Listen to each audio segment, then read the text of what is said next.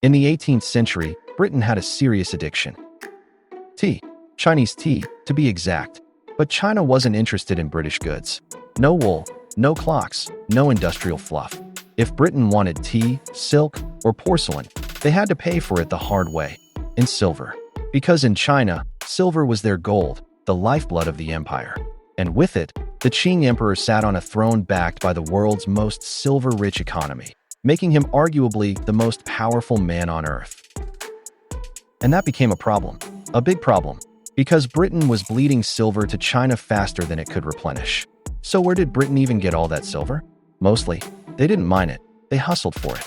A massive chunk of global silver originated in South America, especially from the Spanish colonies in Peru and Mexico.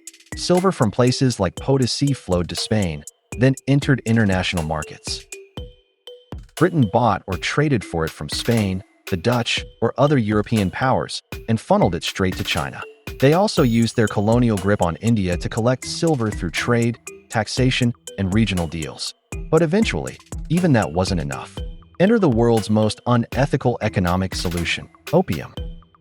The British East India Company began smuggling opium grown in India straight into China. The result? Millions of Chinese got hooked, and the silver? It started flowing back to Britain. Trade imbalance fixed, morals not included. But this friction didn't start with opium. It began with a major cultural collision. In 1793, Lord George Macartney was sent by King George III to meet Emperor Qianlong of the Qing dynasty. The goal? Negotiate trade access and establish a permanent British diplomatic foothold in China. But Qianlong? He wasn't impressed. But why wasn't China interested? Simple, they didn't need Britain. Qing China saw itself as all under heaven, the center of civilization. Foreigners were barbarians, and trade wasn't business. It was a favor granted through tribute. China was self-sufficient, thriving on vast internal trade networks and producing everything it needed: silk, porcelain, tea, spices, you name it. Meanwhile, Britain was pushing cloth and clocks. Not exactly a fair swap. Even worse, the Qing were wary of foreign influence. They had seen what invasions and cultural infiltration could do, and they weren't about to let some red-coated empire plant roots. So when Macartney waited months just to meet Qianlong, not in the Forbidden City, but in the summer retreat at Qingda, where Qianlong was residing, he got the ultimate royal snub. The emperor refused to budge on trade, dismissed British goods as unnecessary, and shut the whole mission down with a gloriously savage letter. "We have no use for your country's manufactures." Worse still, the British proposed building houses to accommodate their envoys.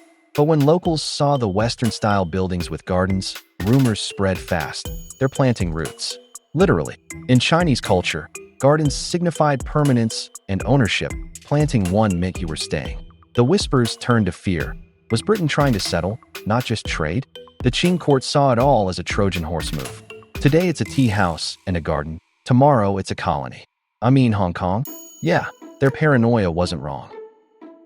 So when opium came along, it wasn't just about silver. It was revenge, control, and a backdoor into the empire that had humiliated them. China panicked.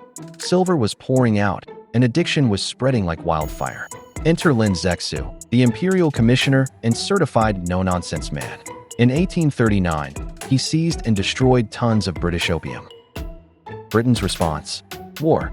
Because if there's one thing the British Empire didn't tolerate, it was being told they couldn't sell drugs for profit. The First Opium War wasn't about trade rights. It was about who controlled the flow of silver, drugs, and global dominance. So yes, no silver? No problem. Britain had opium.